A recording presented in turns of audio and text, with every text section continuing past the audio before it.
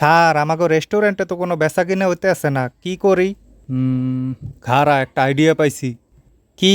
দেখ। Excuse me sir, আপনি আমাদের রেস্টুরেন্টে ফ্রিতে খাবার খাইবেন? ফ্রিতে খাবার দিতে আসেন? বলেন কি, অবশ্যই খামু। আসেন তাহলে।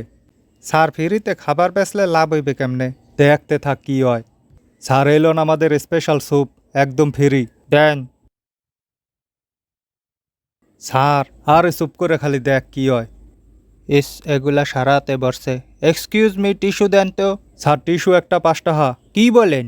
নেলে নেন, না নেলে নাই। আহ, দেন 5টা দেন। 50 টাকা? সুপের দামই তো ওঠে নাই। আরে ওয়েট কর একটু। জাল। এক্সকিউজ মি, পানি দেন তো। পানি 1 গ্লাস 50 টাকা। কি?